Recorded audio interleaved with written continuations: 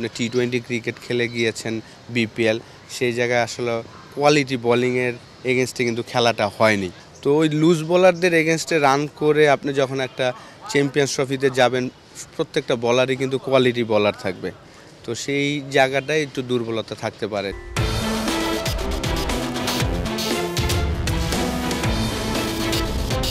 আমরা যদি অতীতকে ছাড়িয়ে যাবার স্বপ্ন দেখি তাহলে কিন্তু আসলে ওই ফাইনালি চ্যাম্পিয়ন্স ট্রফিতে আমাদের খেলতে হবে।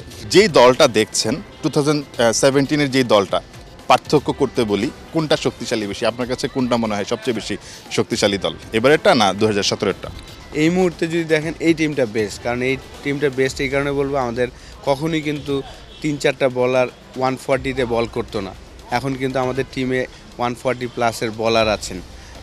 সেই জায়গায় আমি মনে করি যে আমাদের ব্যাটসম্যানরাও কিন্তু অনেক দিন ধরে খেলছেন, এমন না যে কেউ জাস্ট নতুন সুযোগ পাচ্ছেন, অনেক এক্সপিরিয়েন্স। তো সেই কারণে আমি বলবো যে এই মুহূর্তে এই টিমটাই বেস্ট টিম।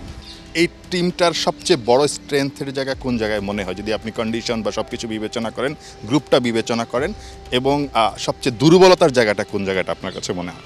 দুর্বলতা আমি বলবো যে আসলে আমাদের লাস্ট 1-2 মাস ওয়ানডে ক্রিকেট না খেলাটা আমার মনে হয় যে একটা দুর্বলতার জায়গা। আপনি টি-20 ক্রিকেট খেলে গিয়েছেন বিপিএল, সেই জায়গায় আসলে কোয়ালিটি বোলিংয়ের এগেনস্টে কিন্তু খেলাটা হয়নি। এই জায়গাটা আমার কাছে মনে হয় দুর্বলতা। যারা রান করেছেন ডেফিনেটলি তাদের একটা কনফিডেন্স দিবে, কিন্তু এক্সট্রা কোনো কনফিডেন্স দিবে না, কারণ আপনি 140-145 কিলোমিটারের বলারের এগেনস্টে অতটা রান কিন্তু আমাদের প্লেয়াররা করেনি। তো ওই লুজ বোলারদের এগেনস্টে রান করে আপনি যখন একটা চ্যাম্পিয়ন্স ট্রফিতে যাবেন, প্রত্যেকটা বলারই কিন্তু কোয়ালিটি বলার থাকবে। তো সেই জায়গাটায় একটু দুর্বলতা থাকতে পারে যে আমাদের বিপিএলে কোয়ালিটি বোলিংয়ের এগেনস্টে না খেলাটা।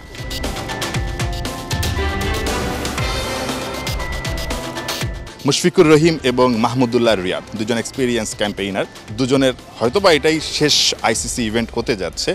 দুজনের রোলটাকে আসলে আপনি কিভাবে দেখছেন, মানে কি রোল প্লে করাটা তাদের সবচেয়ে বেশি জরুরি হবে? সবসময় কিন্তু আইসিসি ইভেন্টে মাহমুদুল্লাহ ভালো খেলে থাকেন। আপনি যদি দেখেন যে 2017 চ্যাম্পিয়ন্স ট্রফিতে সেঞ্চুরি করেছিলেন, ব্রিলিয়ান্ট সেঞ্চুরি, ম্যাচ উইন একটা ইনিংস ছিল।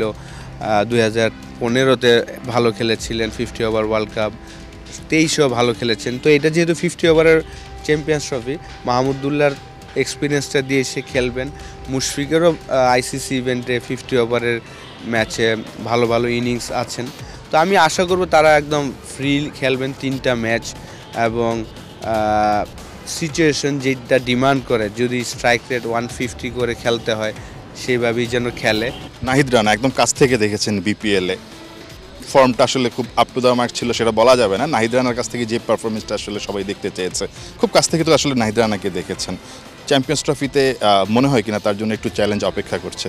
যখনই সে মিরপুরে খেলেছেন অসাধারণ বল করেছেন, যখনই চিটাগাং এবং সিলেটে খেলা হয়েছে, যেহেতু ওই মাটিটা একটু ডিফারেন্ট, লাল মাটির উইকেটে হয়তো যত জোরে বলই করেন, আপনি যদি ভেরিয়েশন না থাকে এবং অ্যাকুরেসি ঠিক না থাকে, তখন কিন্তু ব্যাটসম্যানদের জন্য ব্যাটিং করাটা সহজ।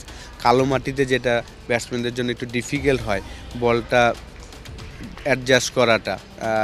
তো অবশ্যই দুবাইতে হয়তোবা ও অ্যাডভান্টেজ পেতে পারে, আবার যখন রাওয়ালপিন্ডিতে যাবে সেখানে হয়তোবা যদি অ্যাকুরেসি ঠিক না থাকে তখন কিন্তু একটু পানিশও হতে পারে। তো সেই জায়গায় আমার মনে হয় যে এই কয়েকদিন সে কাজ করছেন, অবশ্যই আমি আশা করব যে অনেক ইন্টেলিজেন্ট বলার, যেহেতু কাজ করেছে আমার কাছে মনে হচ্ছে প্রচুর ইন্টেলিজেন্ট বলার, খুব তাড়াতাড়ি শিখার চেষ্টা করে এবং তাড়াতাড়ি অ্যাপ্লাই করতে পারে। আশা করব যে এই কয়েকদিন বোলিং কোচের সাথে কাজ করে হয়তোবা তার বেস্ট পারফরমেন্সটাই আমরা দেখব। নাহিয়ান বিন জাসিম, ৭১।